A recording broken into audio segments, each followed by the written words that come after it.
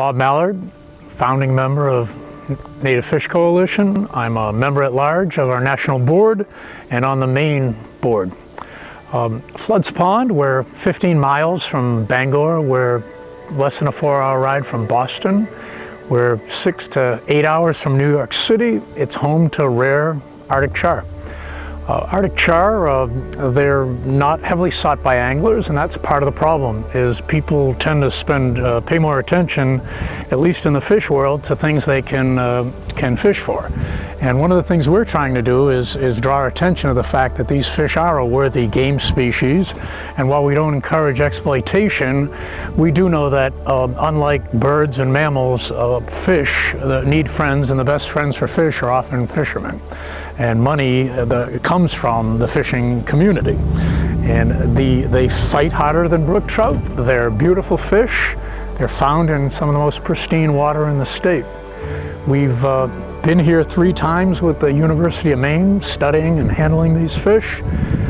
They are spectacular. They're as pretty a fish as you'd ever see.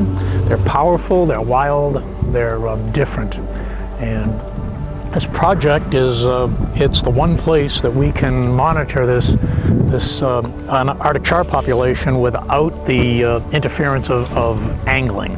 And it's a public water supply, it's protected. So this is an outdoor laboratory. There's things we can see here that wouldn't appear in a water open to fishing. Large threats, climate issues, acidification, who knows? But to not have to sort through what changes are affected by things like angling and public access, anything that changes is going to have, we've got a better chance of figuring out what it is, and hopefully look at these impacts on some of these other char populations. But with just 12 left in the contiguous United States, of which 2 were recently reclaimed, one is crashing right now, and it is too big to reclaim. We've got at least 2 with what are called remnant populations. So there's maybe 8 strong populations of Arctic char in the contiguous United States. To put that in perspective, there's nothing even remotely close to this rare as far as an inland salmonid east of the Rocky Mountains. This fish would be rare anywhere. So what's happening here at Floods Pond is critical. It's important work, and that's why Native Fish Coalition has targeted as a worthy project, and we're putting a lot of time and effort into helping make it more efficient and more focus on them. Thanks.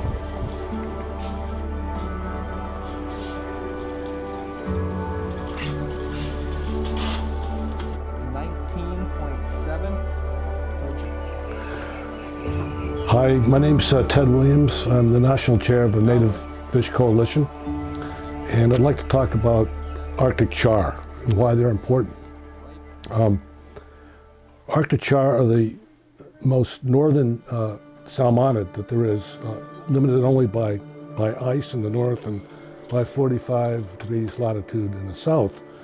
And the only place that Arctic char occur in the lower 48 is Maine.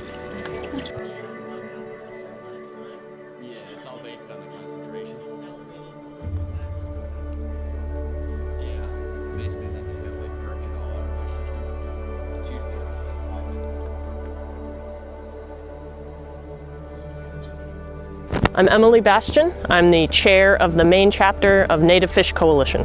While they're genetically similar, each population of Arctic char in Maine is unique in that it has evolved to survive under a specific set of conditions.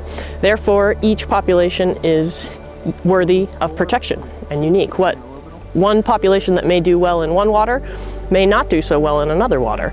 The Floods Pond Arctic char, for example, have co-evolved with smelt, whereas in other waters where char have not, they have suffered tremendously in some cases to introductions of invasive fish species, minnows, smelts, and other fish. So we believe that each individual population is worthy of protection in the state. Arctic char face many threats. These come from both within the angling community, state government, private landowners, and Mother Nature.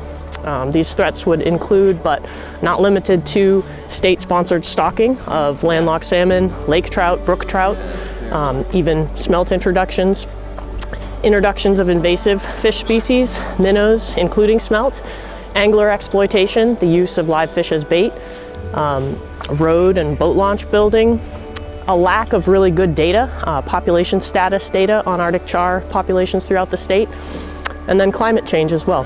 So these fish are under pressure from a lot of different angles, and we need to consider all of those when we're thinking about management and conservation of these fish. 462.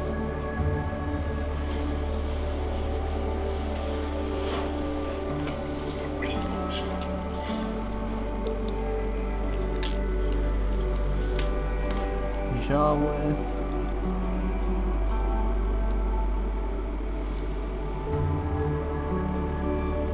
And go. 31.3. Interorbital.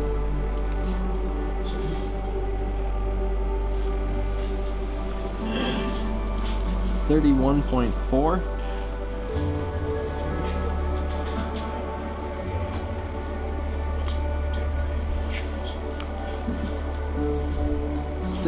.7 for a head depth.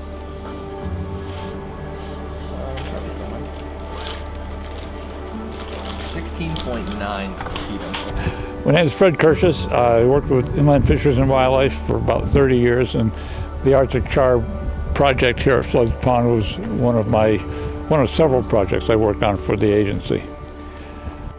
When I retired, I turned it over to the University of Maine, and they've been playing with it ever since.